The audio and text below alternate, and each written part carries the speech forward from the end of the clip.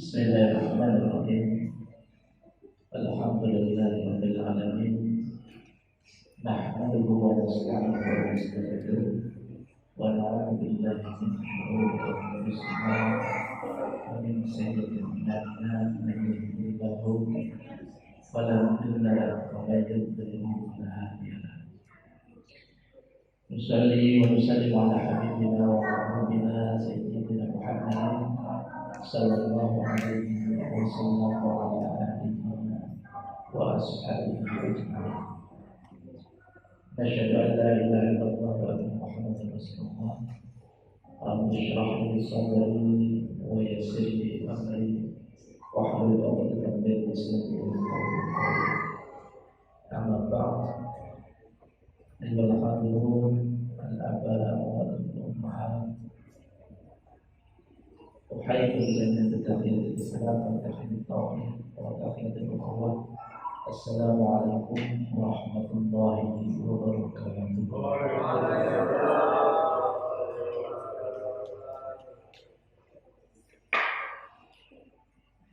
Pertama, saya mengajak ibu bapak semuanya pada kita selalu membiasakan diri untuk terus berterima kasih kepada Allah Subhanahu wa Ta'ala dengan bacaan takbir alhamdulillahirabbil alamin.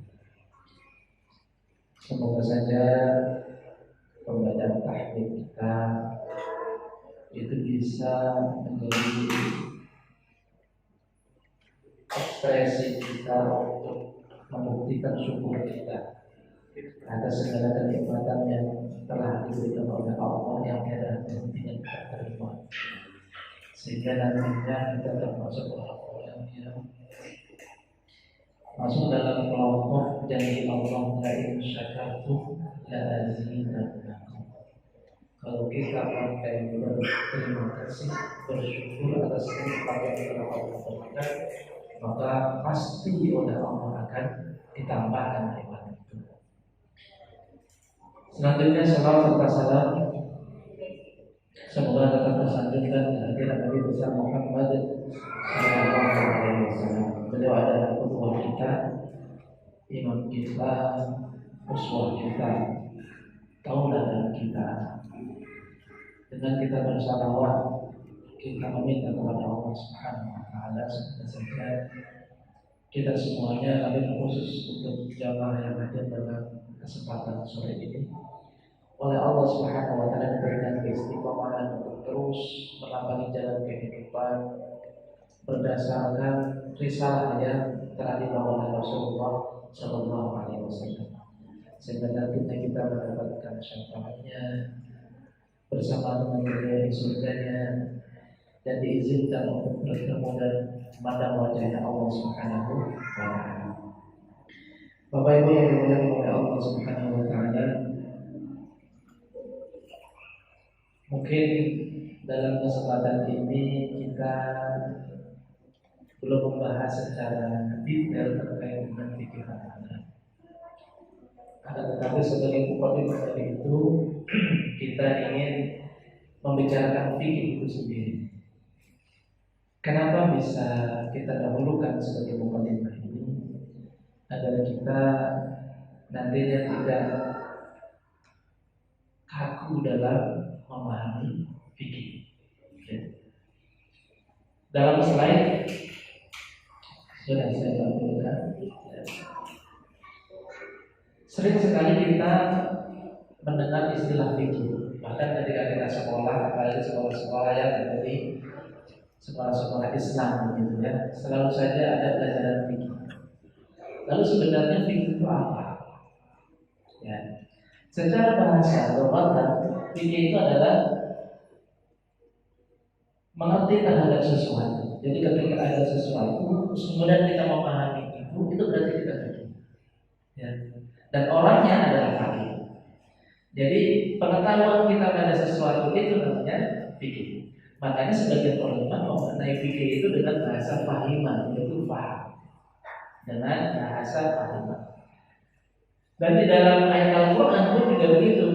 Ini doanya Nabi Musa. Ya, Rabbi shrah li sadri wa yassir li amri wahlul 'uqdatam min bilisani yafqahu. Yafqahu ini merupakan satu kata yang mempunyai dasar sama dengan kata-kata fikih. Yafqahu qauli. Ini merupakan doa yang Nabi Musa ketika itu meminta kepada Allah Subhanahu wa taala akan diberikan kemampuan untuk menyampaikan logika yang tepat, sistematis, agar nantinya umatnya itu bisa memahami apa yang disampaikan. Coba bayangkan kalau seandainya seorang nabi kemudian menyampaikan sesuatu ternyata umatnya tidak paham dengan itu. Kenapa bisa seperti itu? Ini ada kaitannya dengan kisahnya Nabi Musa alaihissalam.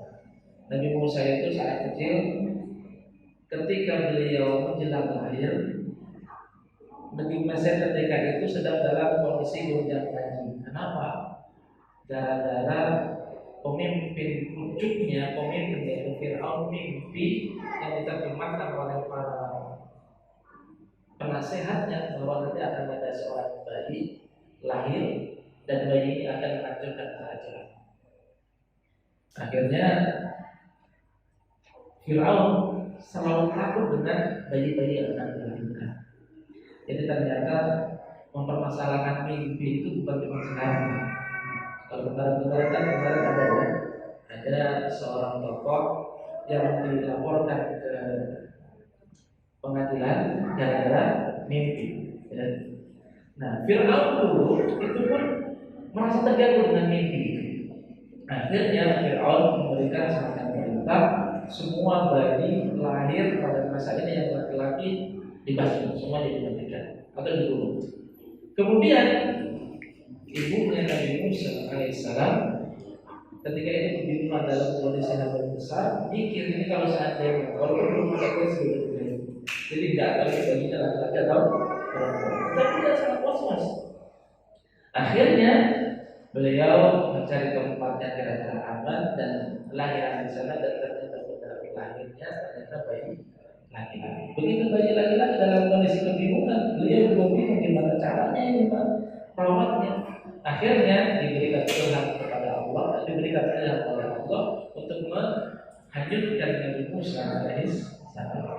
Ketika dihanyutkan oleh Allah, ternyata hanyutnya ke sungai Nil, yang sungai Nil itu menuju ke istananya Fir'aun. Skenario Allah begitu luar biasa. Kemudian begitu sampai di istananya Fir'aun, ternyata Asia sang istri Fir'aun selama menikah belum mempunyai keturunan. Akhirnya mikir, jangan dibunuh yang ini tampaknya adalah pesan kita agar nanti bisa jadi penerus kita. Akhirnya tidak dibunuh. Terus kemudian suatu ketika Fir'aun terasa, ini kalau diceritakan itu waktu digendong, jenggotnya ditarik oleh Fir'aun, oleh Musa kecil. Ya, orang-orang Arab itu antara rambut atas dengan jenggot kadang-kadang itu lebih tebal jenggotnya. Kalau kita kan sebaliknya, ya, jenggotnya yang minimalis, nah boleh kadang-kadang rambutnya ya, yang tebal. Nah, campur itu. Begitu ditarik oleh Musa kecil ini, akhirnya Fir'aun merasa ini sudah menunjukkan pemakanan. Akhirnya Fir'aun dikasih pilihan, ada api, terus kemudian ada air. Bayi Musa kecil ini disuruh milih. Dan ternyata Musa ini ternyata hampir saja milih air. Hampir saja milih air. Oh, ini kalau seandainya benar milih air, Fir'aun merasa ini pasti nantinya akan menghancurkan karena sudah cerdas. Akhirnya oleh malaikat Jibril diarahkan untuk milih api, dan ketika sudah mendekati api, apinya dipegang kemudian dimasukkan ke dalam mulutnya. Akhirnya itu mengakibatkan Nabi Musa itu agak capek. Nabi Musa agak capek. Makanya sampai ketika jadi Nabi, beliau sampai berdoa secara khusus, wa bishrah li sadri wa yassir li amri wahlul 'uqdatam min lisani. Ya Allah, lepaskan ikatan di lidahku sehingga nantinya umat yang mendengar dakwahku itu bisa memahami lisan. Ya, qaul. Hanya saja Nabi Musa ini merasa belum pede. Akhirnya beliau merekomendasikan kakaknya yang ketika itu lahir sebelum masa pembantaian para nabi. Siapa kakaknya? Nabi Harun. Jadi ternyata nabi yang dia akan jadi nabi berdasarkan rekomendasi itu ada. Nabi Harun itu bukan barisannya Nabi Musa alaihissalam. Ya. Jadi yafqahu, jadi fatihah yaitu fikih itu berarti memahami. Jadi ketika kita memahami sesuatu secara bahasa berarti kita sudah fikih. Terus kemudian secara istilah, ya. Jadi mustalahun yutlaqu 'ala al-ilmi alladhi yu'ni bi fahmi ahkam syariah al-islamiyah wa istinbatiha min adillatha tafsiriyah fil Qur'an al-Karim wa sunnah nabawiyah. Kayaknya terlalu repot Pak ya, baca Qur'annya bahasa Arabnya Indonesia saja ya. Fikih secara istilah adalah nama sebuah disiplin ilmu yang mempunyai fokus terhadap pemahaman hukum syar'i dan penentuan hukum tersebut berdasarkan dalil yang terperinci dari Al-Quran dan Sunnah. Dan ia merupakan ilmu yang menentukan bahwa sesuatu itu halal, haram, atau makruh. Jadi kalau seandainya kita mengenal itu hukumnya haram, itu berarti wilayah-wilayah yang nantinya didiskusikan di fikih. Oh ini hukumnya makruh, itu wilayah-wilayah yang didiskusikan di fikih. Ya, jadi fikih itu wilayahnya adalah wilayah membicarakan hukum yang nanti terkait dengan kita, dengan dengan amaliyah ibadah kita. Kalau sholat, kira-kira angkat tangannya ketika takbir itu sampai ke telinga ataupun hanya sebatas pundak saja, itu nanti didiskusikan di dalam fikih. Terus kemudian batasan waktu sholat zuhur itu mulai dari jam berapa sampai jam berapa, itu didiskusikan di dalam fikih. Terus kemudian kalau seandainya kita ingin wudhu tapi ternyata tidak ada air, gimana caranya? Tayamumnya gimana caranya? Terus kemudian apa yang kira-kira bisa membolehkan kita bertayamum, itu nanti didiskusikan di dalam fikih, ya, di dalam fikih. Jadi disiplin ilmu fikih ini tidak berbicara tentang kita iman kepada Allah. Nanti itu wilayahnya adalah ilmu yang lainnya, yaitu ilmu akidah. Gitu. Jadi tentang fikih seperti itu. Baik, slide selanjutnya. Nah, di dalam surat At-Taubah itu juga disebutkan, ya, karena al-mu'minu al-yamuru kafah. Jadi tidak sepatutnya bagi mukmin itu pergi semua yang tidak paham. Oke, kalau seandainya dalam satu kondisi umat itu dituntut untuk berjuang, tetapi Allah Subhanahu wa taala mengingatkan harus ada kelompok tertentu yang nantinya mempelajari ilmu syariah ini sehingga nantinya mereka bisa memberikan pengarahan kepada masyarakat secara umum. Nah di situ liyatafaqahu fiddin, agar kelompok ini nantinya belajar ilmu fikih secara lebih serius dan secara khusus. Jadi fikih itu menjadi kebutuhan kita, ya, menjadi kebutuhan kita di mana ketika kita ingin memahami ilmu syariah itu berarti kita nantinya akan melibatkan satu di samping ilmu, yaitu ilmu fikih. Nah, kemudian selanjutnya adalah hadis yang diriwayatkan oleh Imam Al-Bukhari. Dari Muawiyah bin Abi Sufyan, beliau berkata bahwa beliau mendengar Rasulullah SAW pernah bersabda, "Mayyiridillah bi khairan yufaqihu fiddin." Orang yang oleh Allah Subhanahu wa taala diinginkan, Allah menginginkan takdir yang baik bagi orang tersebut, maka salah satu tandanya adalah orang itu diberikan kemampuan untuk memahami syariat yang bagus. Kemampuan untuk memahami syariat itu disebut dengan fikih, dan yufaqihu fiddin. Nah, jadi posisi ilmu fikih luar biasa di dalam syariat kita. Karena apa? Ketika kita langsung ke Al-Quran, langsung ke hadis tanpa melibatkan pemahaman yang benar, khawatirnya nanti kita salah dalam menerapkan syariat kita. Kan ada sebagian beberapa semuanya, pokoknya kalau hadisnya sahih ataupun kalau di dalam Al-Quran jelas, dan itu kemudian kita harus mengamalkan. Sedangkan di dalam hadis itu ada nasakh dan mansukh, di dalam Al-Quran pun juga ada nasakh dan mansukh. Itu semuanya termasuk wilayah-wilayah yang nantinya pun juga akan didiskusikan. Jadi fikih penting, ya, fikih penting. Nah, Kemudian beberapa teman yang dimuliakan oleh Allah Subhanahu wa taala, lalu objek diskusi tentang fikih ini apa? Mawdu'ul fikhi al-ahkam asy-syar'iyyah al-'amaliyah al-muta'alliqah bi af'alil mukallafin. Jadi di sini dijelaskan bahwa wilayah diskusi ilmu fikih itu adalah hal-hal hukum-hukum yang terkait dengan perbuatan kehidupan kita sehari-hari. Ya. Yang kaitannya dengan kita sebagai seorang muslim, ketika kita sudah balik, kita itu disebut sebagai mukallaf. Apa mukallaf itu? Mukallaf itu orang-orang yang sudah dituntut untuk taat kepada Allah menjalankan syariatnya. Kemudian pertanyaannya adalah bagaimana kita menjalankan syariat itu? Nah itu nantinya akan didiskusikan dan dibicarakan dalam fikih. Kita seperti sekarang ini Ramadan, ya. Kita tahu bahwa dalam ayat Al-Quran disebutkan bahwa puasa Ramadan itu adalah wajib. Ya ayyuhalladzina amanu kutiba alaikumus syamu kama kutiba alal ladzina min qablikum la'allakum tattaqun. Jelas itu. Akan tetapi kemudian seandainya ditanya, kalau seandainya kita waktu puasa terus kemudian lupa nyicipin makanan, kira-kira hukumnya gimana? Nah, Bapak Ustaz kalau seandainya ya semoga saja lupanya sampai 2 piring lumayan kan? Ya. Sudah minum kopi 1 gelas, kemudian seberapa bawang 2 potong, kemudian baru ingat kan gitu ya. Nah, itu nantinya akan didiskusikan di dalam. Ya, didiskusikan dalam ini.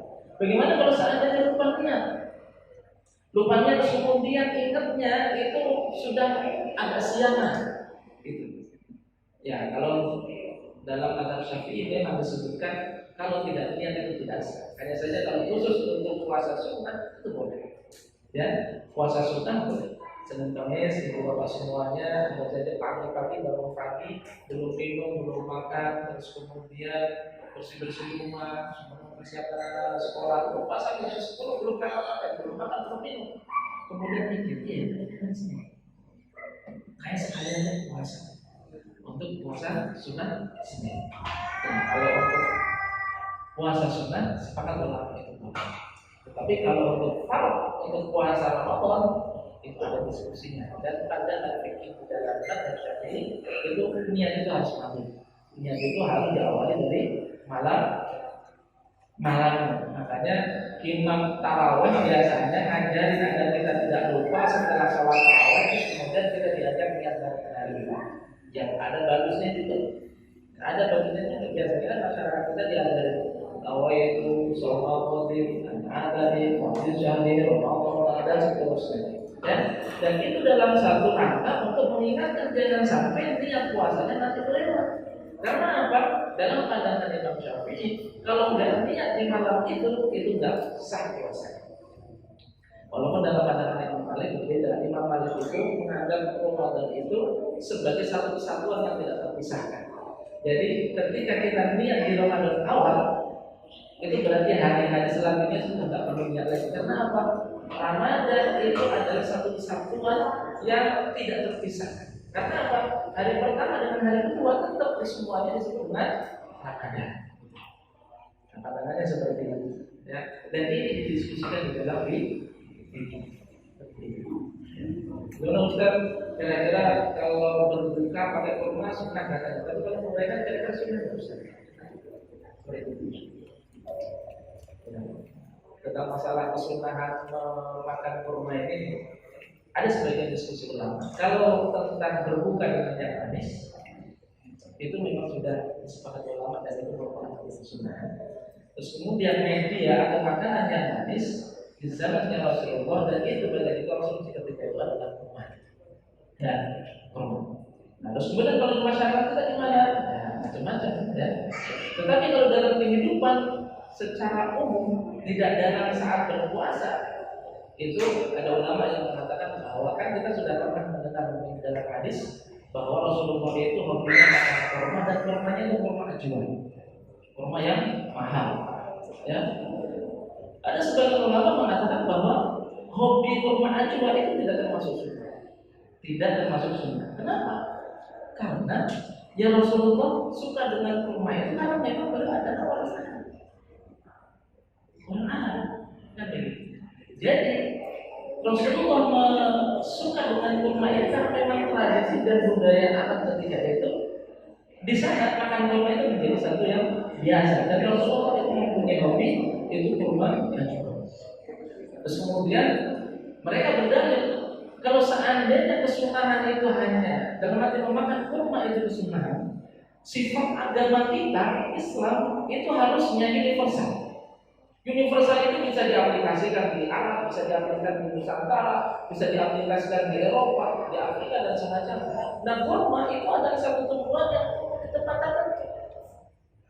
Kalau seandainya di Indonesia tidak ada kurma, berarti orang Indonesia itu tidak pernah menikmati makanan yang disunahkan oleh Rasulullah. Berarti sunnahnya hanya untuk orang Arab saja, jadi tidak ada. Itu argumentasi mereka. Mungkin kemudian sekarang dikatakan sekarang sudah banyak sekali harus ada atau ya sekarang. Kalau dulu untuk mendapatkan kurma itu sulit. Sedangkan sifat agama kita itu mempunyai nilai universal rahmatan lil alamin. Jadi tidak cocok di satu tempat terus kemudian tidak cocok di tempat yang lain, tidak seperti itu. Jadi kalau seandainya kesunahan itu ditentukan oleh Rasulullah berarti mau di Nusantara, mau di Eropa, mau di apa itu juga bisa dilakukan dan bisa dilaksanakan. Nah itu di spesifik. Berarti memang ada dua mana, ada yang mengatakan kurma makan kurma itu sunnah, ada mengatakan makan kurma itu ya benar. Kalau kita ambil berarti sunnah. Jadi ibu bawa semuanya dimulai dari Allah Subhanahu Wa Taala. Jadi pembahasan ilmu fikih itu adalah kaitannya dengan aktivitas kehidupan kita. Ya, kita sholat, nanti kemudian didiskusikan. Sebenarnya ketika kita sholat sentuhan dengan pasangan itu, maksudnya dengan istri itu batal atau tidak? Itu didiskusikan di dalam. Ya. Terus kemudian kalau Ustaz batal atau enggak? Kalau dipertanyakan seperti itu saya tidak ada deg-degan itu ya. Seperti itu. Ya, memang tapi kenyataannya adalah itu ada perbedaan pendapat. Imam Syafi'i mengatakan itu benar. Terus kemudian Imam Hanafi benar. Imam Ahmad benar. Terus kemudian Imam Malik tengah-tengah. Kalau nyenggolnya sambil syahwat benar. Kalau sambil nyenggolnya dan syahwat berarti benar. Nah, seperti itu. Nah, ini adalah diskusi fikih. Ya, diskusi fikih. Jadi Bapak semuanya, saya mengemukakan cerita-cerita seperti ini agar kita semuanya sadar bahwa ketika kita memahami fikih itu, apalagi dengan saudara-saudara kita yang ada satu masjid, satu perumahan, atau siapapun mereka yang sesama muslim, kalau ada perbedaan dalam pandangan fikih kita harus bisa toleransi dalam hal perbedaan itu. Enggak salah. Ya. Ini tadi yang saya sebutkan ya. Bapak Ibu semuanya yang dimuliakan oleh Allah Subhanahu Wa Taala, biasanya kan kita itu kalau bicara fikih selalu saja kita akan dengar oh ini pendapatnya Imam Abu Hanifah, oh ini pendapatnya Imam Syafi'i, oh ini pendapatnya Imam Malik, kemudian oh ini pendapatnya Imam Ahmad. Setidaknya 4 imam inilah yang populer. Walaupun sebenarnya imam-imam fikih itu banyak sekali, ya. Banyak sekali. Hanya saja memang dalam perjalanan kurun waktu yang luar biasa panjangnya. Jadi mulai dari Rasulullah SAW, kemudian diteruskan oleh para sahabat, kemudian diteruskan oleh para tabi'in, kemudian atba'ut tabi'in, kemudian pemikiran-pemikiran mereka ada yang lestari karena diteruskan oleh murid-murid mereka, ada juga pemikiran mereka yang akhirnya terusik karena tidak ada penerusnya. Nah sekarang ini adalah ulama-ulama yang dulu berusaha untuk menjelaskan pemahaman tentang Al-Quran dan Hadis, bagaimana kita memahami dan kita melaksanakan ibadah kepada Allah sesuai dengan Al-Quran dan Hadis. Terus kemudian mereka mempunyai generasi-generasi penerus. Akhirnya keilmuan mereka itu bisa kita lihat sampai dan lebih luasnya lagi dan lebih khususnya lagi umat Islam di Indonesia ini pada umumnya ada di mazhab Syafi'i pada umumnya. Terus kemudian yang kedua ada sebagian dari saudara-saudara Imam Ahmad. Nah, itu Bapak yang dimuliakan oleh Allah Subhanahu wa taala. Kenapa sengaja saya tampilkan ini agar bisa saya sampaikan kepada Ibu Bapak semuanya. Perbedaan pendapat ini tidak perlu diperdebatkan. Kenapa? Karena ternyata setiap ulama-ulama ini, para mujtahid ini mempunyai kaitan dan kaitannya itu sangat dekat sekali. Mari kita lihat yang pertama, yaitu Al-Imam Abu Hanifah. Ya, mazhabnya biasa kita sebut dengan mazhab Hanafi. Ya, Imam Abu Hanifah. Beliau namanya adalah Nu'man. Ya. Jadi Abu Hanifah ini beliau lahir di tahun 80 Hijriah. Tahun 80 Hijriah. Rasulullah meninggal tahun berapa ini? Tahun berapa kira-kira? Ada yang tahu? Rasulullah meninggal tahun 11 Hijriah. Ya. Jadi selisih sekitar 70 tahun dengan Rasulullah Sallallahu Alaihi Wasallam. Ya. Terus kemudian setelah Rasulullah wafat, kemudian dakwah Islam itu diteruskan oleh para sahabat. Ya, ada yang pertama kali yang kita kenal dengan Abu Bakar, Umar, Utsman, Ali, kemudian terus para sahabat-sahabat yang lain, dan para ulama menuliskan ternyata sahabat itu habis sampai benar-benar semuanya sudah meninggal itu di tahun 110 Hijriah. Ya, jadi sahabat itu adalah orang yang bertemu dengan Rasulullah dan beriman kepada Rasulullah, meninggal pun dalam kondisi iman kepada Rasulullah Sallallahu Alaihi Wasallam. Jadi catatannya ini. Jadi kalau kita pernah mendengar sahabatnya Rasulullah, berarti dia pernah ketemu dengan Rasulullah. Ketika ketemunya pun dalam kondisi iman, kemudian ketika beliau wafat pun dia dalam kondisi iman kepada Allah Subhanahu Wa Taala. Nah, sahabat-sahabatnya Rasulullah ini ada yang memang meninggal di awal-awal.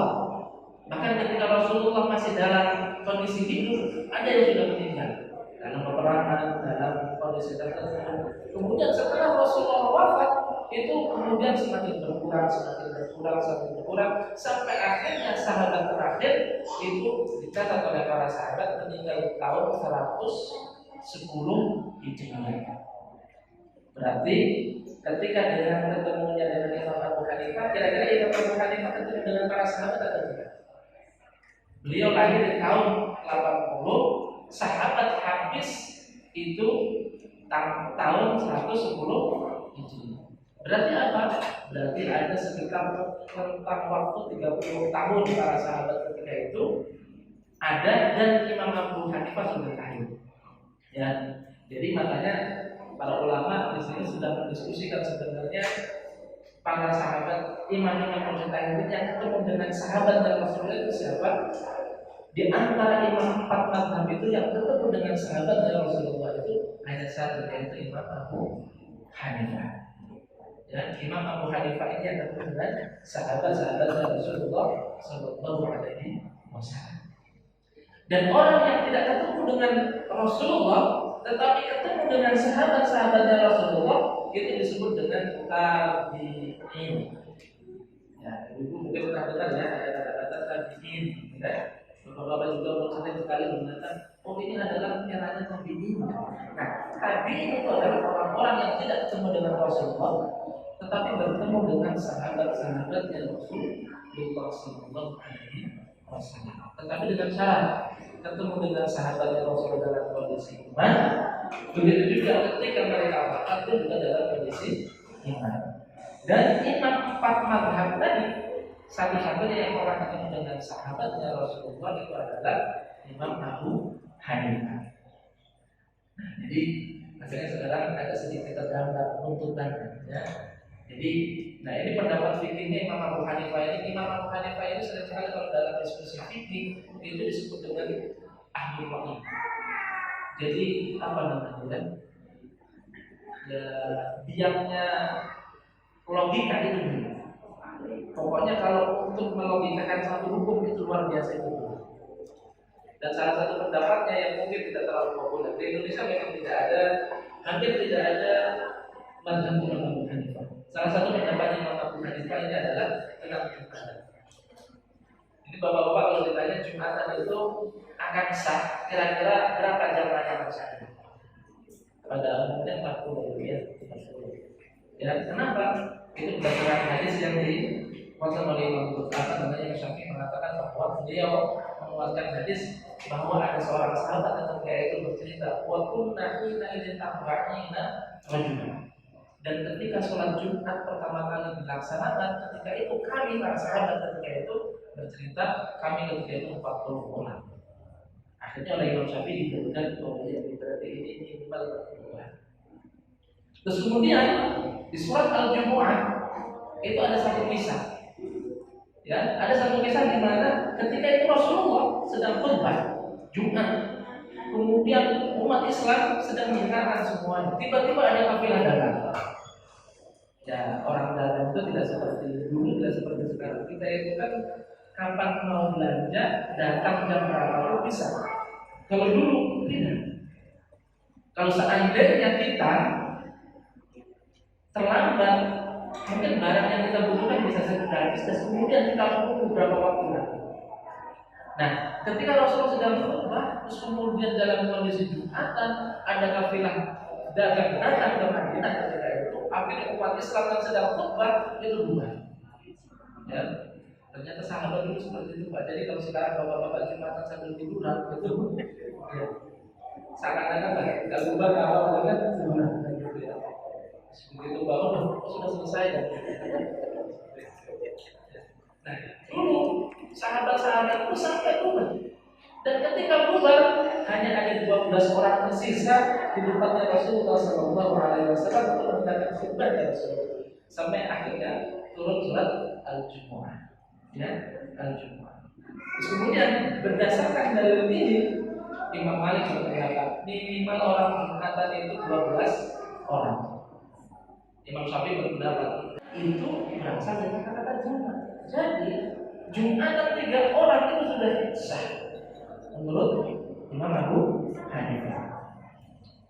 Jadi saya bayangin kalau Jumatan 3 orang yang satu alam, terus kemudian yang satunya jadi apa? Khatib, mungkin akan jadi imam. Terus kemudian yang satu lagi jadi imam, jadi makmum yang ada di luar saya. Atau kalau perlu jadi bilang, jadi akhirnya bertiga juga. Jadi, nah, ibu bapak semua yang dimuliakan oleh Allah. Nah, pendapat-pendapat ini bukan pendapat-pendapat asal-asalan. Mereka mempunyai satu argumentasi yang ketika dikonfrontasi itu luar biasa. Mereka akan siap untuk berargumentasi. Ya, ini adalah dipakai Imam Abu Hanifah. Satu imam benar yang paling sepuh yang hidupnya itu pernah ketemu dengan sahabat Rasulullah Sallallahu Alaihi Wasallam.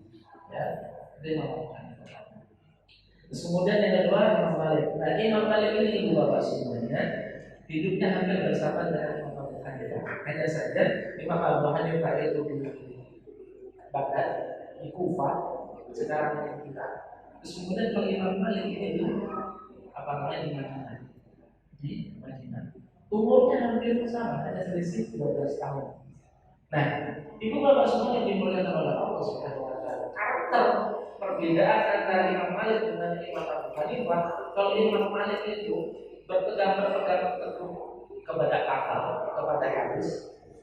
Terus kemudian kalau Imam Abu Hanifah, kalau seandainya hadisnya tidak benar-benar sahih menurut mereka, maka tidak digunakan hadis.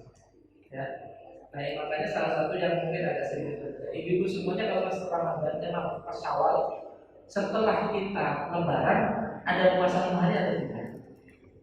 Ada, ya, puasa sunat 6 hari. Ya, itu menurut Imam Abu Hanifah, menurut Imam Syafi'i itu hadisnya sahih. Terus kemudian untuk Imam yang lain itu tidak sahih. Cuman Imam Malik karena hidupnya di Madinah dan beliau itu merasa bahwa tradisi yang ada di Madinah itu masih sama dengan tradisi di zaman Rasulullah SAW dulu. Maka Imam Abu Hanifah itu berkeyakinan bahwa budaya yang ada di Madinah itu adalah merupakan dalil. Kenapa? Karena dulu terbentuk oleh Rasulullah SAW. Walaupun tidak ada hadisnya. Walaupun tidak ada hadisnya. Ini namanya biasanya amal ahli Madinah. Dan amal ahli itu yang menggunakan teori fikihnya ini hanya Imam Malik saja. Imam Syafi'i tidak terima dengan itu. Artinya tidak bersetuju. Makanya salah satu pendapat Imam Malik bahwa puasa 6 hari setelah Lebaran itu tidak ada. Kenapa? Ketika beliau hidup, para masyarakat di Madinah ketika itu tidak ada yang mengamalkan itu. Walaupun ada hadis terkait dengan puasa 6 hari, kata beliau, walaupun tak ada hadis, tetapi tradisi yang sudah terbentuk dari zaman Rasulullah ketika itu dan sampai sekarang ini, menurut saya lebih kuat untuk diamalkan. Makanya Imam Abu Hanifah melihat masyarakat di Madinah ketika itu tidak ada yang puasa 6 hari di puasa sunnah di Syawal, maka beliau berfatwa puasa 6 hari setelah Lebaran Syawal itu tidak sunnah. Ya, seperti itu.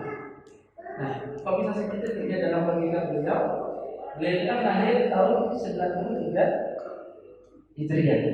Terus kemudian Rasulullah SAW meninggal di tahun meninggal di tahun 11 Hijriah. Jadi kurang lebih sekitar 80 atau 77 tahun selisih antara beliau dengan Rasulullah SAW. Dan sahabat-sahabat itu ketika itu masih ada sebagian yang hidup di sana, hanya saja yang kemarin tidak pernah dilihatkan teman-teman sahabat.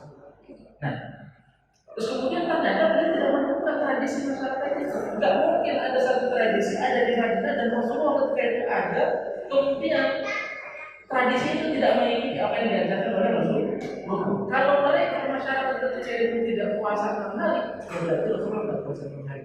Itu persepsi Imam Malik. Akhirnya tidak puasa 6 hari, tidak sunnah hari. Itu Imam Malik seperti itu. Ya. Jadi dinamikanya seperti itu. Dan kasih kalau tiba-tiba ada tetangga kita lebaran, terus kemudian ngirim kita makanan, kita sedang puasa, terus kemudian ini tidak puasa sunnah. Jangan kasih saya tidak sunnah. Nah, ini dari Imam Malik. Biasanya memang sejauh yang saya pahami, sejauh ini pada Imam Malik itu bisa benar, ada tidak. Yang lainnya itu ya Syafi'i sama Imam Ahmad, ya seperti Imam Ahmad. Ya, jadi Imam Malik. Nah, itu bapak yang diberikan oleh Allah Subhanahu Wa Taala. Imam Malik dengan Imam Abu Hanifah, walaupun mereka posisinya jauh antara Baghdad dengan antara Irak dengan Madinah, tetapi mereka sering sekali kalau Imam Abu Hanifah sedang umroh atau haji, beliau akan bertemu dengan Imam Abu Hanifah. Ini adalah Imam Malik. Kenapa?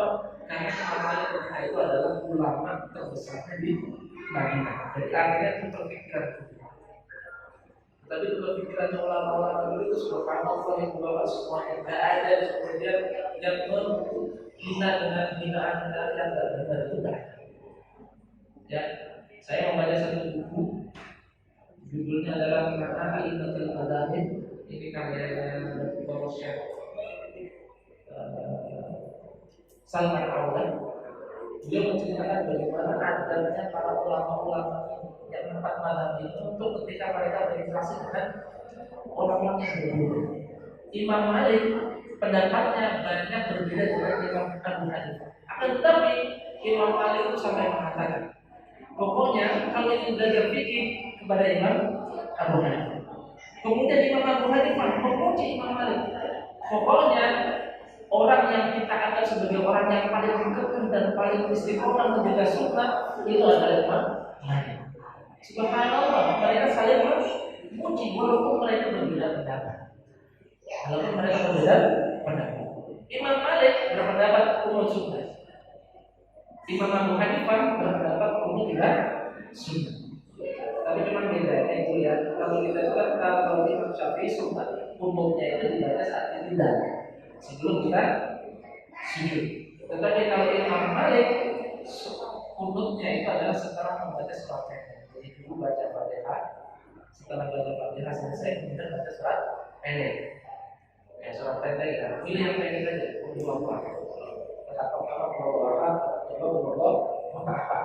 Ya, sholat subuh. Nah kemudian setelah Allah selesai, sebelum rukuk oleh Imam Malik sunahkan membaca Allahumma inni membaca umum.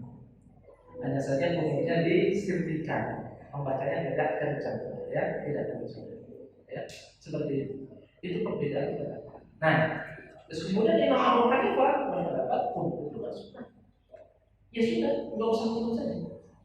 Pokoknya kalau setelah sholat subuh, setelah apa namanya membaca surat pendek, ataupun setelah kita rukuk itu tidak langsung minum. Itu pendapatnya Imam Abu Hanifah. Gitu. Jadi perbedaan. Dan ini semuanya memenuhi dalil. Semuanya memenuhi dalil. Ya. Kemudian yang ketiga adalah Imam Syafi'i. Bapak Ibu semuanya Imam Syafi'i. Ya. Senang sekali ini kita dengar. Oh ini mazhab Imam Syafi'i. Kita kan sadar sebagai mazhab Syafi'i dan semacamnya. Ya. Karena di Indonesia seperti itu. Nah, Imam Syafi'i ini uniknya. Imam Syafi'i ini adalah muridnya Imam Malik. Imam Syafi'i adalah muridnya Imam Malik. Subhanallah, Imam Syafi'i ini masuk 7 tahun hafal Al-Quran. Biasakan dengan kita lalu ya, 7 tahun hafal Al-Quran, khusus suratul Mu'awwadah.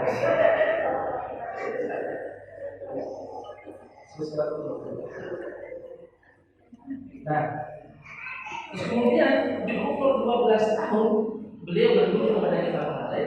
Kemudian beliau itu oleh Imam Malik dikatakan kalau mau berguru sama saya, hafalkan dulu kitab saya. Kitabnya muwatta, tebelnya segini. Terus kemudian Imam Syafi'i langsung bilang, sudah selesai. Akhirnya umur 12 tahun, akhirnya belajar dari Imam Malik yang ketika itu sudah bisa profesor. Dan orang-orang yang belajar dari Imam Malik itu adalah imam-imam. Tetapi ada anak umur 12 tahun yaitu Imam Syafi'i itu belajar bersama dengan para imam ulama yang besar-besar. Itu ada seorang anak muda yang berkata karena cerdasnya Imam Syafi'i. Di umur 12 tahun hafal satu buku kitab yang dikarang oleh Imam Malik, dan itu kalau seandainya ini dibayangkan itu bisa tebelnya 4 kali Al-Quran. Tebelnya 4 kali Al-Quran. Itu hafal oleh Imam Syafi'i. Dan satu-satunya imam yang nasabnya ketemu dengan Rasulullah SAW adalah Imam Syafi'i. Jadi Imam Syafi'i ini nasabnya ketemu dengan Rasulullah SAW. Jadi mungkin kalau sekarang istilah yang kadang-kadang kita tekan itu apa? Ya, jadi Imam Syafi'i. Ya, seperti itu. Nah, Imam Syafi'i seperti yang kita lihat di bawah semuanya. Imam Syafi'i itu kalau penyebaran madhabnya, pemahamannya itu ternyata diapresiasi paling banyak di dunia ini itu adalah Imam Syafi'i. Dan paling banyak itu adalah Imam Syafi'i. Dan salah satu pendapatnya ya seperti ini kita. Ya, Jumatan harus 40 orang. Terus kemudian kalau subuh semuanya. Tetapi ada sunnah saja. Ya, sunnah. Artinya Imam Syafi'i tidak membatalkan seseorang yang sholat tanpa wudhu. Ya, seperti itu. Jangan sampai Ustaz saya bingung dengan semuanya. Imam ini mengatakan sunnah, dia tidak. Gimana kalau nggak usah sholat saja dengan Ustaz? Salah. Terus kemudian di saat Ramadan itu kan biasa kita puasa.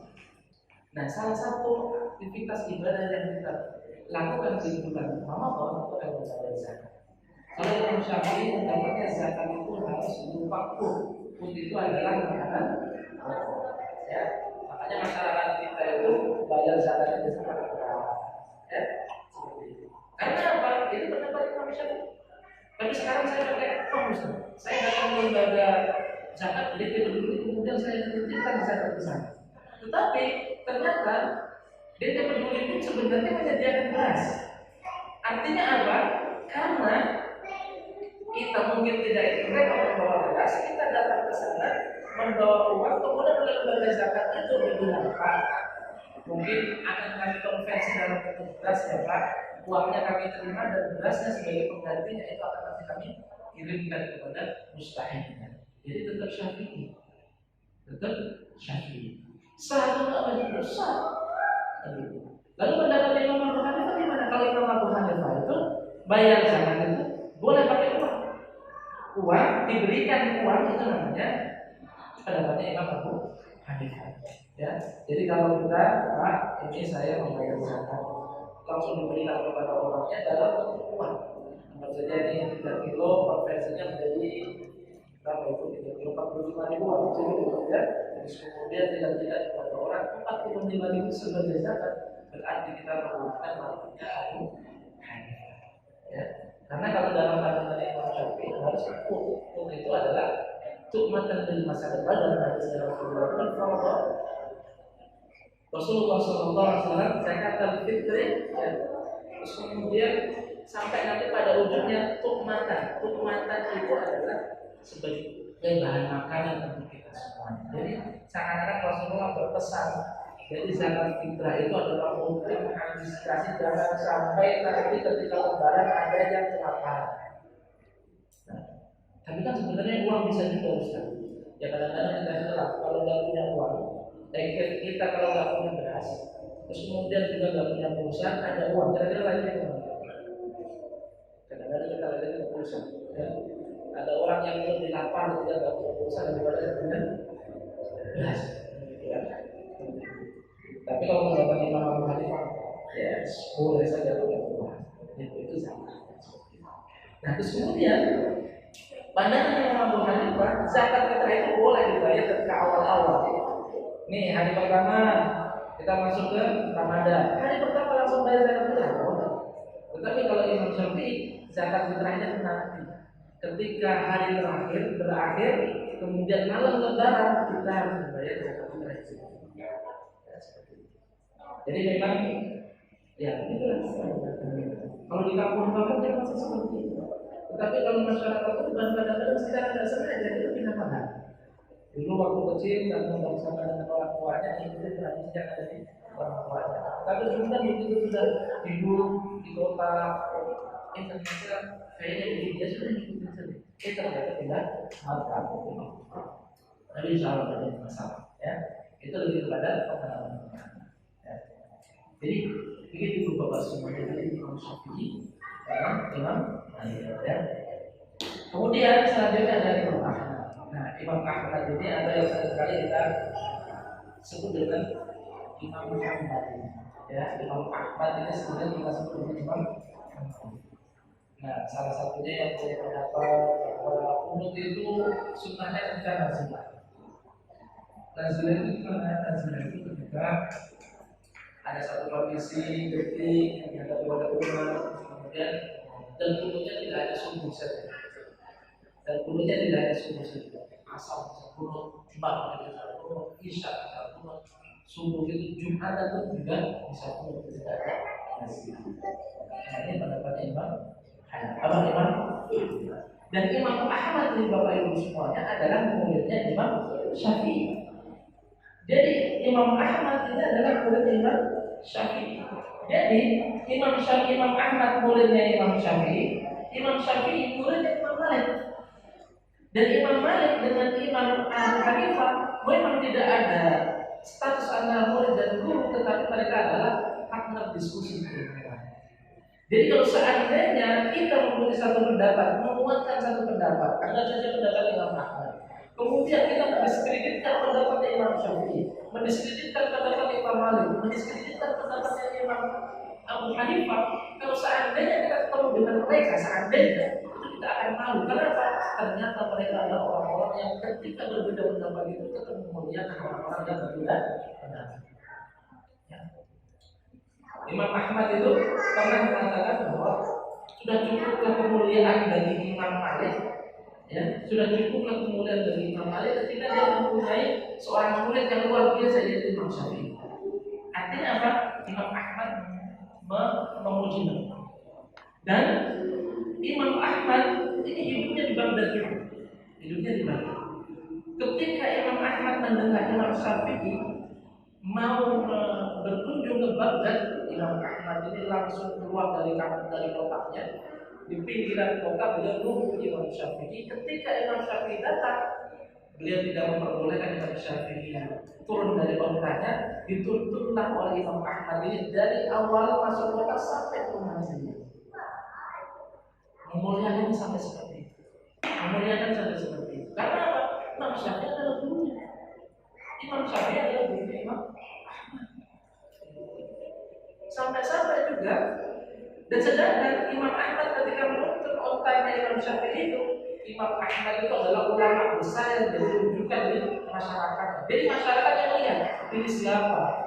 Ya, kalau seandainya ibu bapak semuanya punya ustaz yang ibu bapak semuanya mau lihat kan, tiba-tiba gurunya tadi kedatangan tamu dan beliau sampai mencium tangannya, sampai menunggu mobil satu pak ya, yang ketidurnya gitu ya.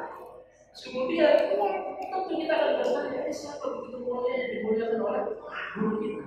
Dan itu yang terjadi ketika Imam Syafi'i dan Baghdad dimuliakan oleh Imam. Dan Imam Ahmad pun sampai mengatakan, aku tidak pernah meninggalkan doa di setiap sholatku kepada Muhammad bin Idris. Siapa Muhammad bin Idris? Imam Syafi'i. Imam Syafi'i Muhammad bin Idris. Subhanallah. Jadi ternyata imam-imam itu yang sering kita debatkan dan diskusikan, kadang-kadang kita tidak sopan dalam memperdebatkannya, itu ternyata mereka sangat luar biasa. Ya.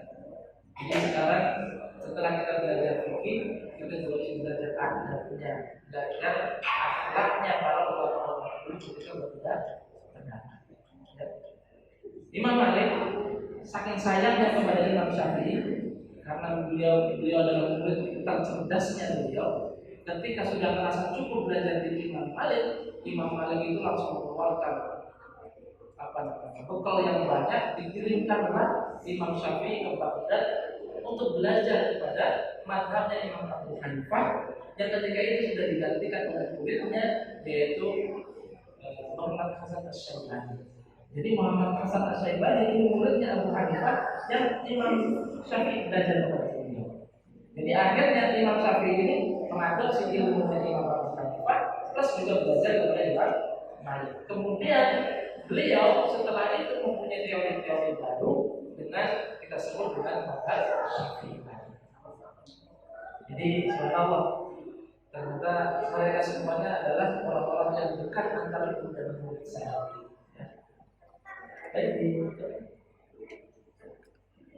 Baik, Bapak Ibu semuanya yang dimuliakan oleh Allah Subhanahu wa taala. Saya menyebutkan ini agar kita terbiasa dengan jangan kaget ketika ada perbedaan. Terus kemudian tadi saya sebutkan ada imam-imam itu. Mungkin ada pertanyaan di antara kita. Kalau dulu para imam-imam itu berbeda pendapat, lalu para sahabat itu pernah berbeda pendapat dengan kita. Sahabatnya Rasulullah dan Rasulullah ketika itu masih ada. Berbeda pendapat atau tidak? Ini saya bawakan saya hadis yang diriwayatkan oleh Imam Al-Bukhari. Ya.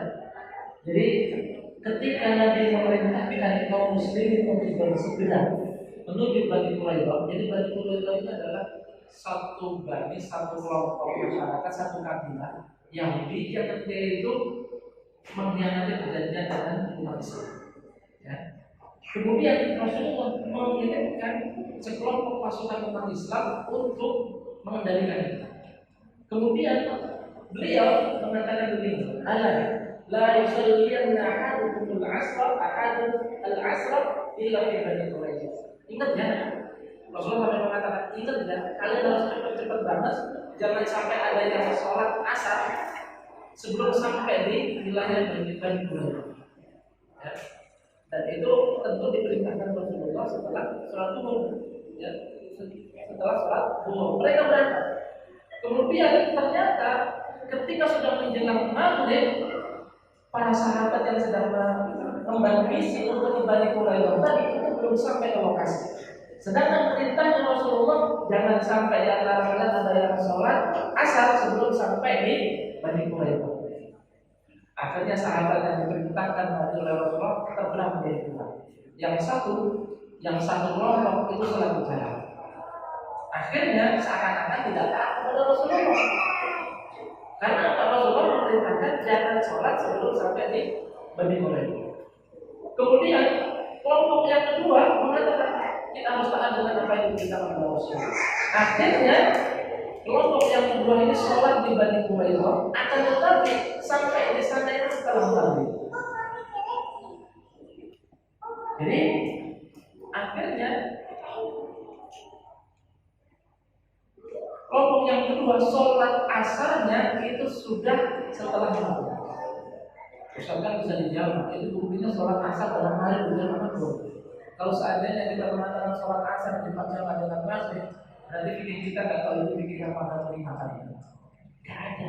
Karena apa pasangannya adalah zuhur dan asar. naik dengan isya. Tapi ternyata ini nyatanya sholat asar dilakukan di sholat maghrib dan bahkan itu sudah menjelang isya. Seperti itu. Akhirnya kondisi ini begitu mereka sudah selesai menyelesaikan misi, mereka pulang ketemu dengan Rasulullah dan mereka melaporkan, ya Rasulullah, kami akhirnya terbelah menjadi dua kelompok. Yang pertama, kami sholat di jalan, kami khawatir nanti kalau seandainya kami terus meneruskan perjalanan sholat asar kami akan lewat. Kemudian yang kedua, ya Rasulullah, kami ingin taat dengan perintah Anda, makanya kami sholat asar sampai di sana. Walaupun kenyataannya adalah sholat asarnya di waktu tengah.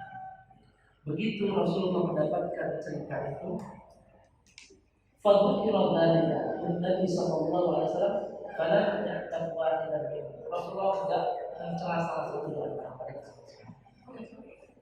Ya sudah tak apa. Kata Rasulullah.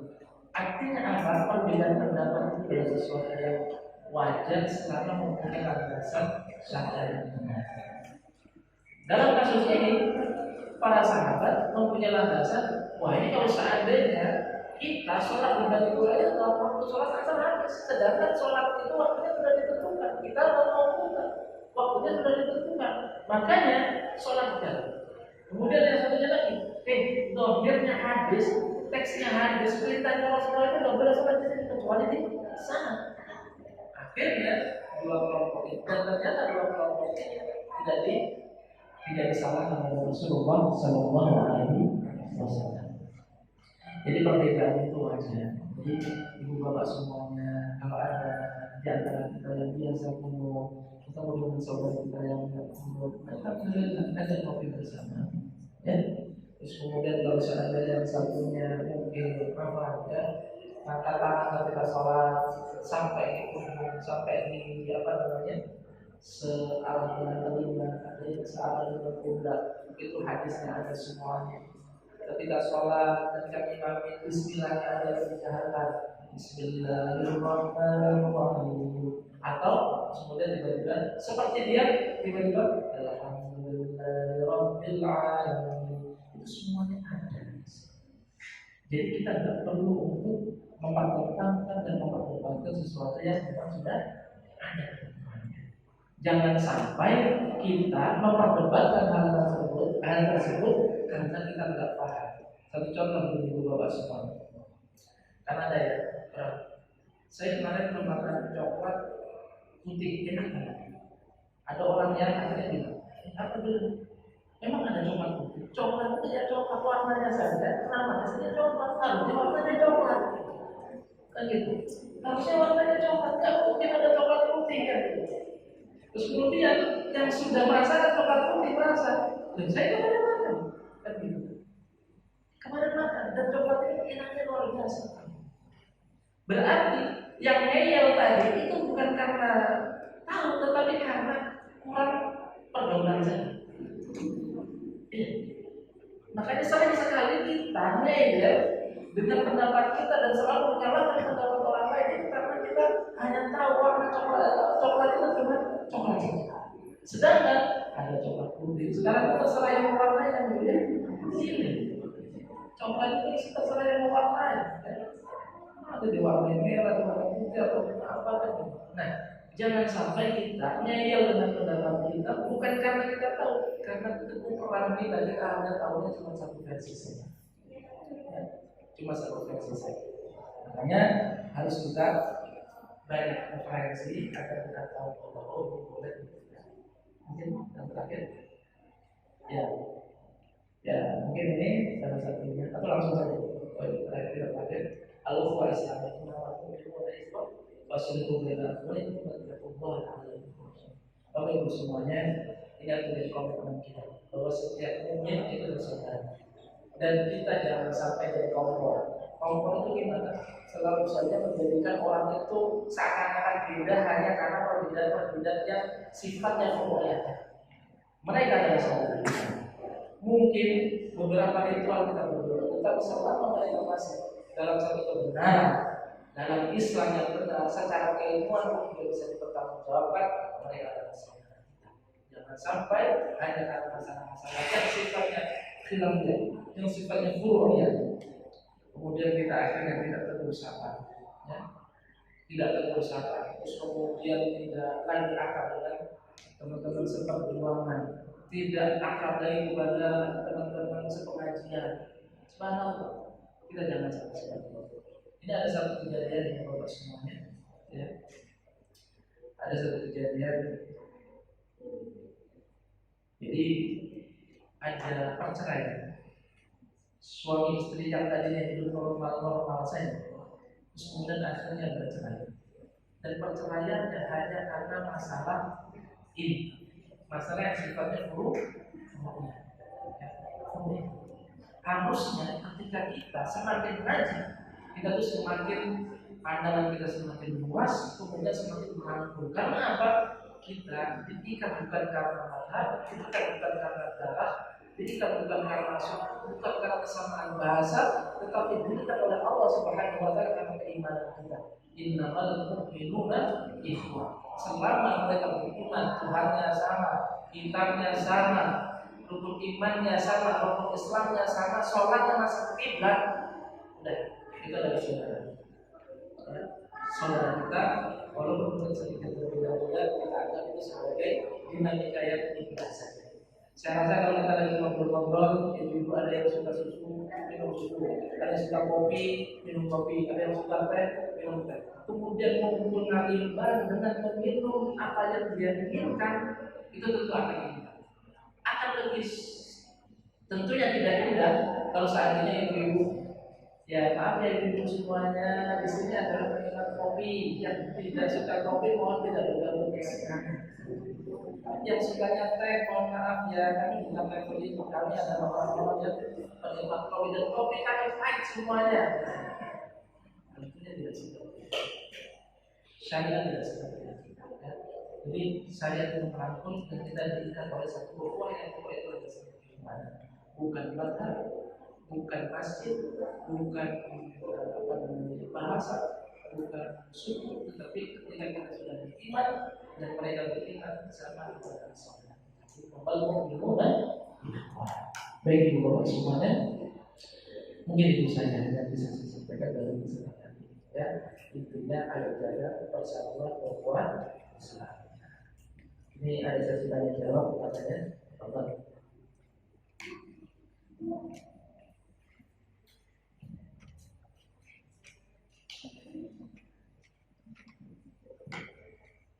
Ya, terima kasih Ustaz sudah memberikan materi yang banyak sekali ya. Berat banget materinya. Dia mulai dari definisi fikih dan gimana fikih itu, terus objeknya adalah tentang bagaimana perilaku sehari-hari. Terus gimana sih kita sesuai dengan berbagai fikih yang ada. Terus ada diceritakan juga ada 4 mazhab besar yang ada di yang populer. Dan bagaimana kita bersikap, contohnya kalau misalkan ada perbedaan dan sebenarnya dari imam yang tersebut sebenarnya saling mengingatkan ya, bukannya ya yang kita tahu malah seperti ini gitu. Ya mungkin bisa langsung saja ke si Tanda kalau misalkan ada yang menyampaikan kewajiban silakan, atau yang ingin bertanya langsung silakan dulu. Mungkin dari satu dulu dari Muhammad apa silakan.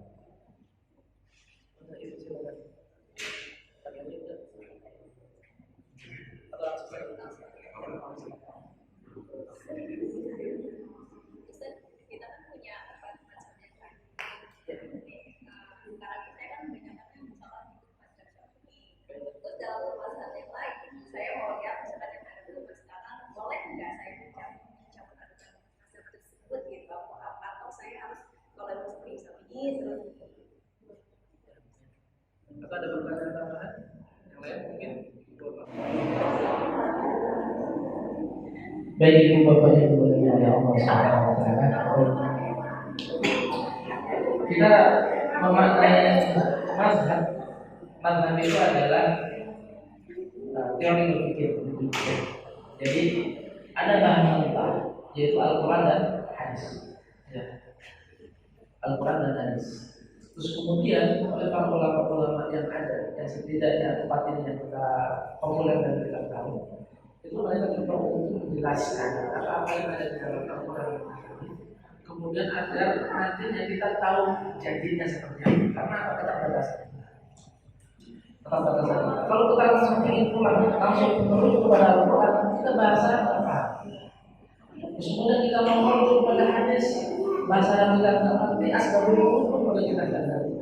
Asbabul wurud itu adalah latar belakang hadis tersebut. Ya, seperti itu. Nah, karena keterbatasan kita, akhirnya kita akan coba melihat nih pendapat-pendapat orang-orang yang memang benar-benar memahami. Seperti Imam Syafi'i itu 7 tahun menghafal Al-Quran. Artinya, subhanallah, dia benar-benar memahami ayat-ayat per ayatnya itu luar biasa. Kemudian di umur 12 tahun beliau hafal Muwatta yang tebelnya itu bisa 3 sampai 4 kali Al-Quran. Itu hadis-hadisnya Rasulullah dan juga kaulnya para sahabat. Kemudian Imam Abu Hanifah pernah ketemu dengan para sahabat dan juga bertemu dengan ulama-ulama yang dulu pernah belajar dengan para sahabat.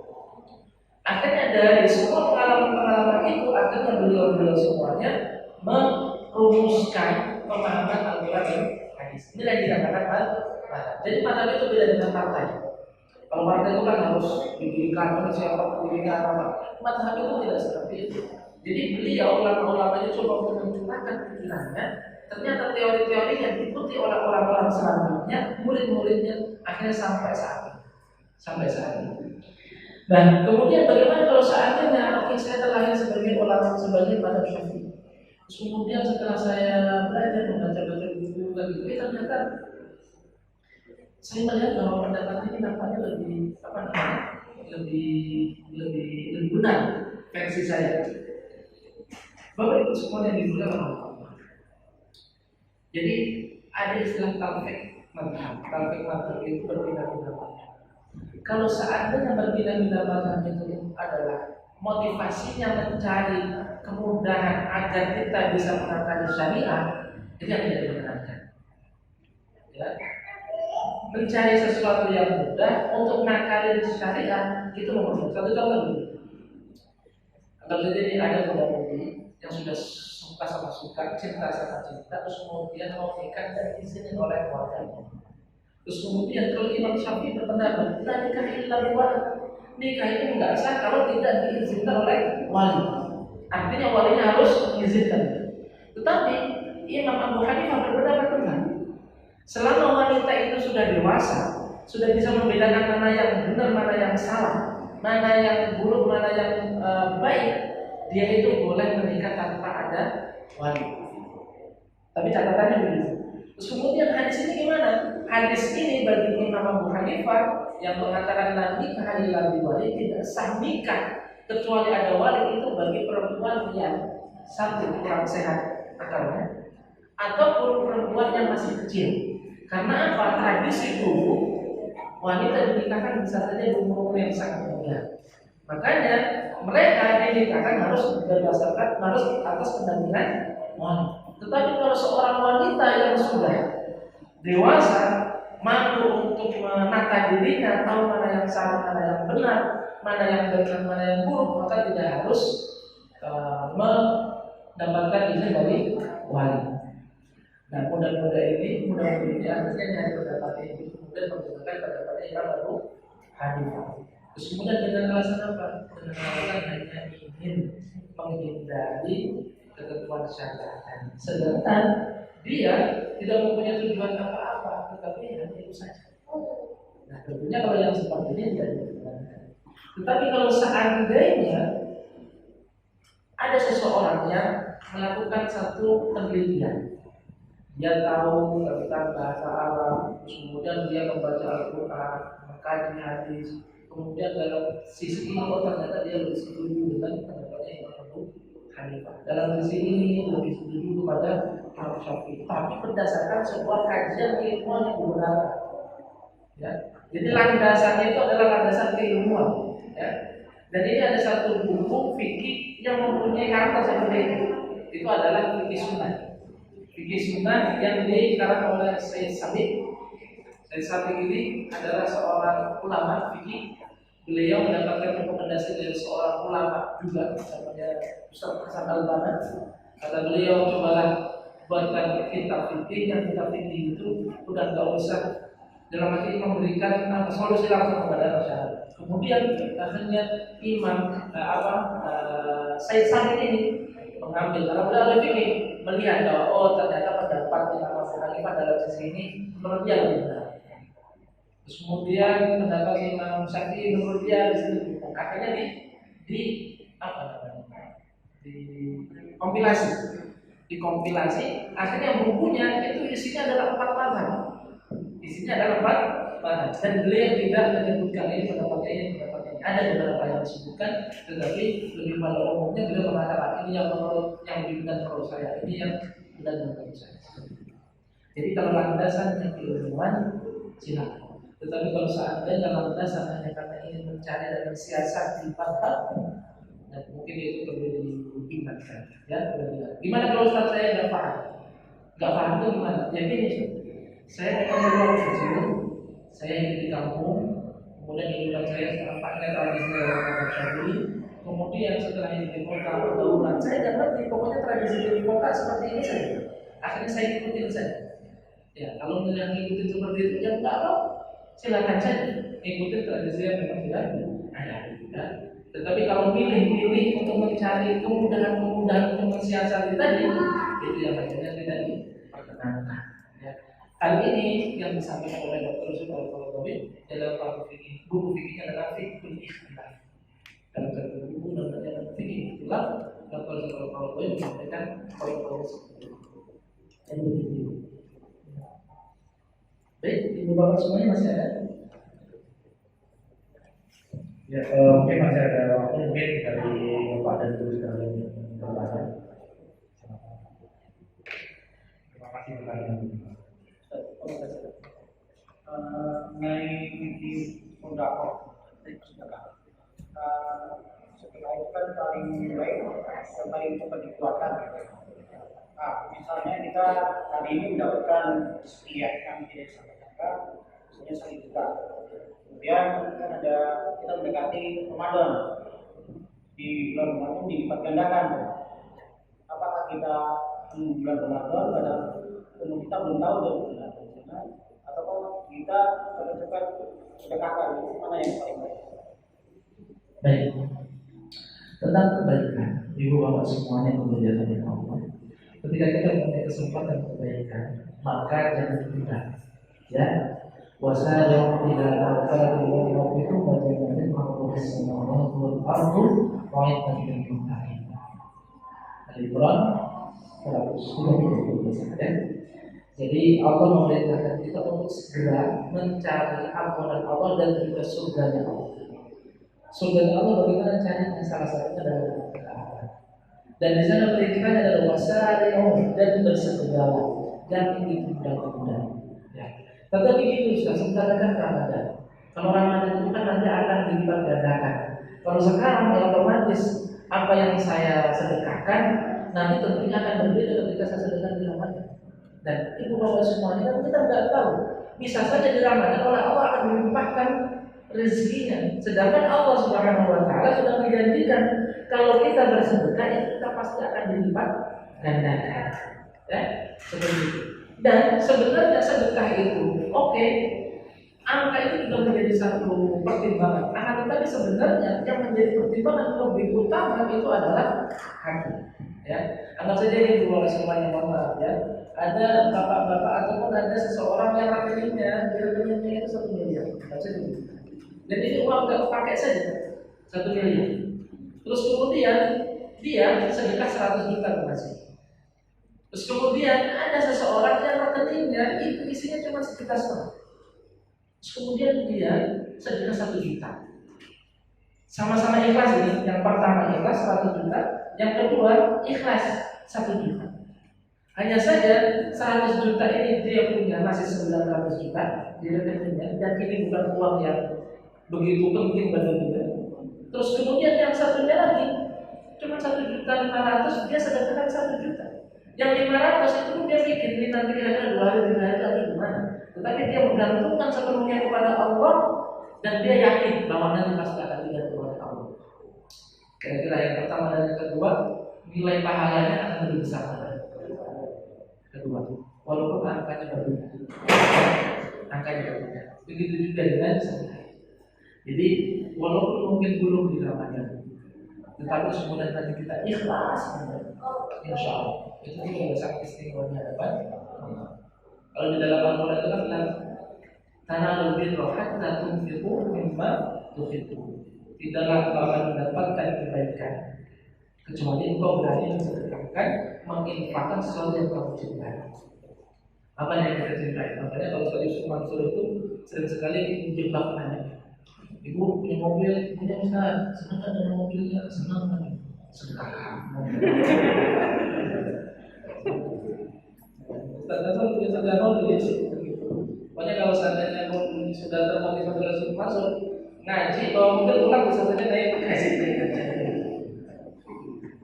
Nah, jadi mensedekahkan sesuatu yang begitu dicintai, dan cintanya itu biasanya itu linear dengan kebutuhan kita.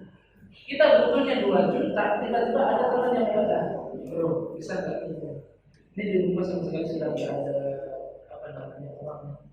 Ini kebetulan istri juga lagi mau check up, bisa nggak? Kita punya 2 juta, kemudian dia bilang, pinjam berapa? 1.500.000 juta. Itu udah pertarungan udah dapat. Tetapi kalau ada orang yang tadi 100 juta, 1 miliar di rekeningnya, terus kemudian belum punya pinjamannya kira-kira sebulan lagi lah ke depan berapa? 20 juta. Langsung diterapkan 20 juta cuma 1 juta, karena kondisinya berbeda itu bisa jadi istimewa di 1 juta. Jadi tentang sedekah memang tidak hanya nominal saja, tidak hanya juga waktunya juga, tetapi hati juga menjadi satu pengaruh besar. Makanya ada satu cerita, kalau Bapak Ibu semuanya pasti sudah mendengar cerita Nabi. Ya, Nabi ini adalah Korun itu adalah satu sosok yang kaya di dalam Al-Quran, tetapi dilakukan oleh Allah Subhanahu wa Ta'ala. Ketika awal-awal dia adalah orang yang taat. Terus kemudian setelah diberikan kekayaan, kemudian awalnya dia diwajibkan untuk zakat. Ya, ini kan dengan saya di Usai, kalau nggak salah, orang itu masalah. Terus kemudian disuruh zakat. Begitu disuruh zakat, dia mikir, ya sudah, mau cuma masih sedikit, zakatnya cuma dua kambing, nanti aja lah kalau sudah banyak. Akhirnya kampusnya berkembang, kayak dulu kami berkembang. Akhirnya begitu sudah begitu banyaknya harta terkumpul, kemudian dihitung zakatnya. Anggap saja kalau sekarang 2,5%, dihitung sekarang 2,5% itu jadi banyak. Kayak kita punya harta 10 juta, zakatnya anggap saja ini kita keluarkan 2,5%. Dari 10 juta, 20,5% kan cuma 250 ya, 250.000. Itu nggak terasa. Bahkan kadang-kadang kita belanja di tempat belanja, nggak terasa 250.000 itu tiba-tiba habis. Terus kemudian begitu kita punya tabungan yang 1 miliar tadi, itu kan berarti zakatnya 2,5%-nya, itu kan berarti 25 juta. Udah mulai mikir 25 juta. Ini kalau seandainya 25 juta saya investasikan, ini kayaknya bisa berkembang. Akhirnya semakin besar harta kita itu, malah justru menjadikan kita sering sekali jadi paling. Kita tes ya Bapak Ibu semuanya. Anggap saja sekarang ada ajaran kepada Bapak Ibu semuanya untuk sedekah. Kemudian di kantong kita itu ada 2 lembar, 100.000 dengan 50.000. Tapi ini wajib sedekah. Kira-kira yang keluar mana itu? 30.000. Alhamdulillah ya. Tetapi kemudian rezekinya ditambah oleh Allah. Rezekinya itu ada 170.000. Lembarannya 100.000, 50.000, kemudian 20.000. Coba yang keluar mana? Jadi semakin baik kita semakin baik. Terus kemudian itu cuma begitu. Lebih apa lagi kalau 175.000 yang itu aja ngitungnya itu berat ya. Ternyata di pribadi. Jadi akan lebih baik kalau seandainya memang sudah ada walaupun tidak banyak keluarga. Dua pengalaman sesuai dengan pengalaman makanya ada sebagian ulama khususnya di Indonesia ini menganjurkan zakat itu pas gajian saja. Begitu gajian langsung dikeluarkan zakat. Walaupun cuma sedikit. Nanti kalau diakumulasi akhir tahun kadang-kadang mikirnya benar. Ya. Setelah diakumulasi akhir tahun, setelah diakumulasi akhir tahun ternyata kumpulnya 2 juta. Kumpulnya 2 juta terus kemudian anak hatinya rusak, tinggal dijatuhin kan gitu kan. Akhirnya kepikirannya tidak zakat lagi. Sedangkan kalau 150.000, 150.000, 150.000 itu terasa benar. Jadi kadang-kadang hati seperti itu. Dan mungkin Tuhan kita tunjukkan memang tidak engkau mendapatkan kebaikan kecuali kau berani memanfaatkan sesuatu yang kau cintai. Karena kita cintai. Bukan seperti itu. Kemudian ternyata ada hasilnya yang bertanya. Jadi terima kasih untuk orang yang bertanya. Mungkin hasilnya akan saya sampaikan nanti. Mungkin iya, masih ada waktunya juga kalau misalkan Bapak dan Ibu tanya diperlukan. Enggak silakan. Menanya, misalkan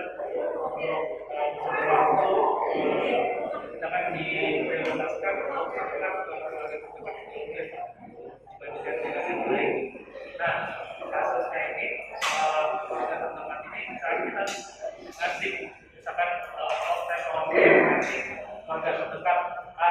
Nah, tapi kayak misalnya bulan berikutnya saudara ini selalu SMS setiap bulan malah, dan malah seakan-akan setiap tanggal begini dia selalu SMS kan.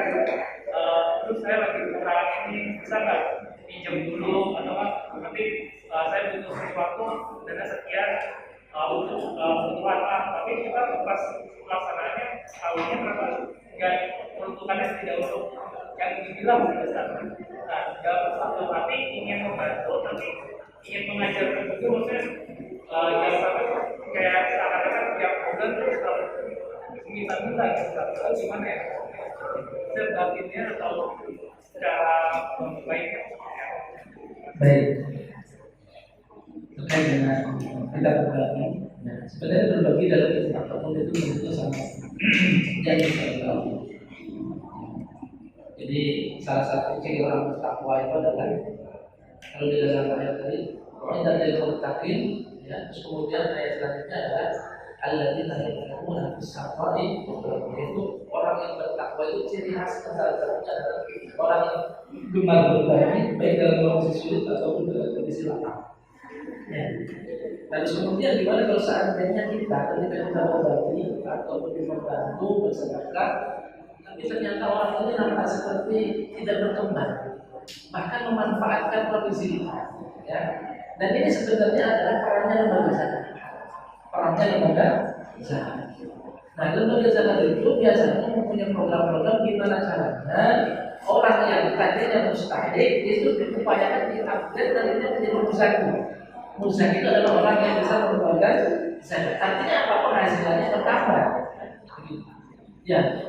Nah, makanya lembaga zakat itu penting. Karena dulu satu lembaganya benar-benar oleh Rasulullah dilegalkan dan di situ sampai ada pengurusnya. Salah satunya adalah Muadzin Jabal, itu adalah lembaga zakat zamannya Rasulullah Sallallahu Alaihi Wasallam. Karena dia itu punya satu plan untuk gimana caranya menganalisis kebutuhan masyarakat, kemudian mereka-mereka yang nampaknya ekonominya lemah akan disupport oleh zakat, tetapi nantinya jangan sampai ini jadi konsumtif, tetapi bisa berkembang, bisa berkembang.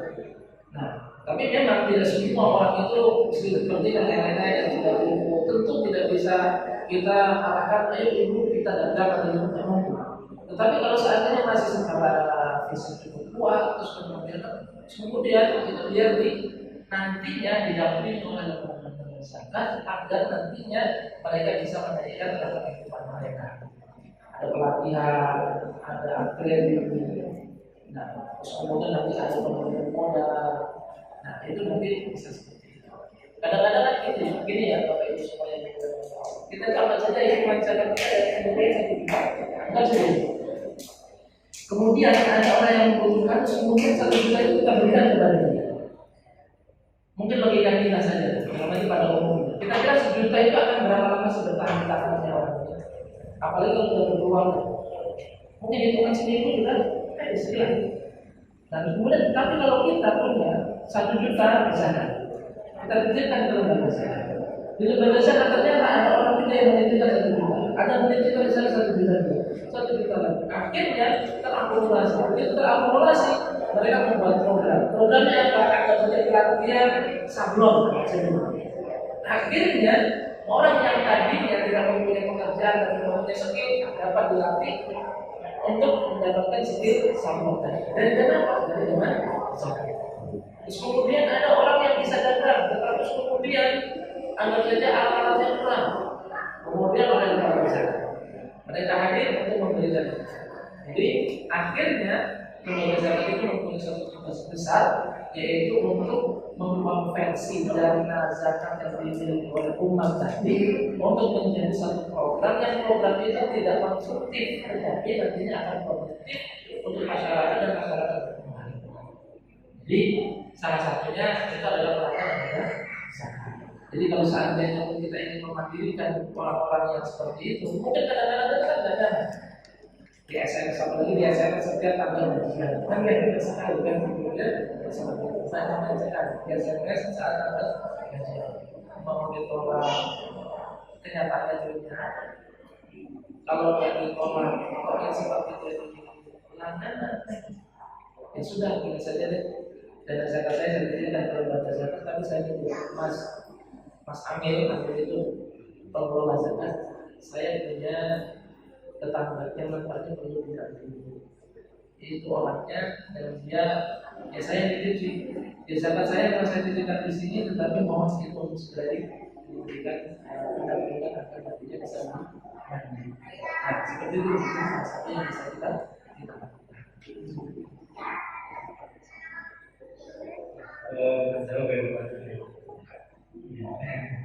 Ya mungkin masih ada waktu juga beberapa menit lagi kita terus kalau ada waktu juga. Mungkin ada satu pertanyaan lagi mungkin silakan.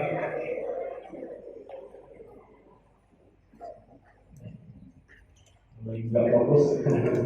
Oke, ini bisa begini.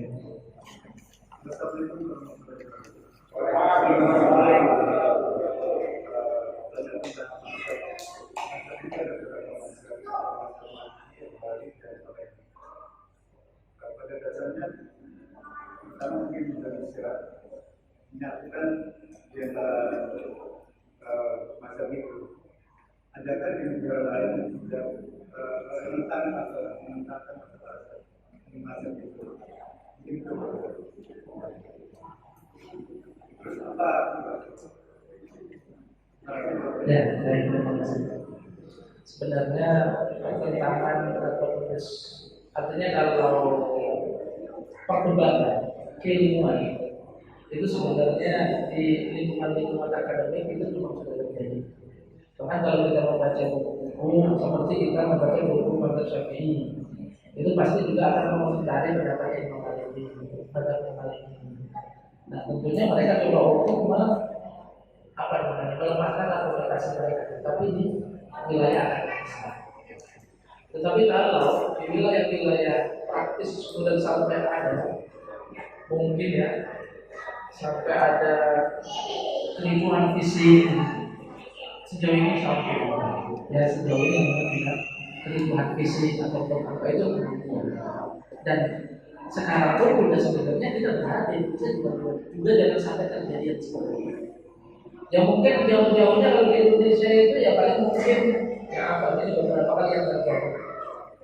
Ya mungkin ada teman-teman yang tentu saja mempunyai pemikiran A, terus kemudian yang satunya pemikiran B, kemudian yang satunya ketika jadi DKM, terus kemudian tidak jadi bahkan sudah tidak mungkin hanya sebatas itu saja. Sebatas itu saja. Dan itu pun sebenarnya ya, maksudnya saya katakan tadi, ya hal itu semoga saja sebenarnya bisa kita ya kita.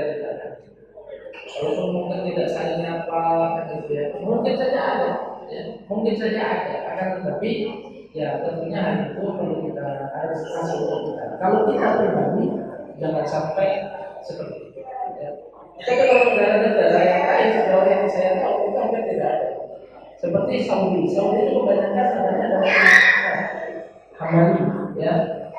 Dan ya ini biasa-biasa saja. Dan kodalullah saya dulu juga dosen saya itu juga orang Saudi dan mereka biasa-biasa saja dengan kami yang biasa saja. Dan bahkan hampir setiap tahun sebelum pandemi saya itu mendampingi syekh-syekh Arab dari Palestina, dari mana untuk berdakwah di Indonesia. Dan ketika mereka dakwah di Indonesia, mereka selalu nanya, ini salah satunya kota atau tidak? Menurut saya, itu berarti ya. Kalau enggak, ya berarti dia menyesuaikan saja. Menyesuaikan saja. Saya tanya, kenapa saya begitu? Beliau kata, itu udah bilang yang tidak ada gejolak di masyarakat. Udah biasa saja, santai aja. Makanya itu juga jamaah semuanya. Kalau seandainya kebetulan imamnya pakai kunut, kita pakai kunut. Kalau seandainya kebetulan imamnya lagi pakai kunut, ya sudah. Kita tidak usah ketawa-katawa begitu, itu biasa saja. Jadi santai saja. Jadi kita tidak bisa. Jadi insya Allah tidak ada. Ini berdasarkan ilmiah nih.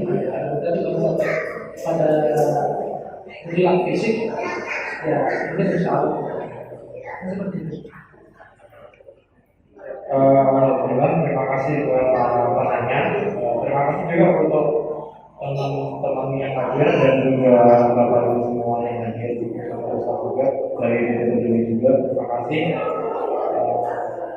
Nggak nyangka ya masalah ini, alhamdulillah. Mungkin karena keterbatasan waktu, terima kasih untuk partisipasinya. Mungkin kita akhiri akan setelah ini mengajar maghrib juga. Assalamualaikum warahmatullahi wabarakatuh.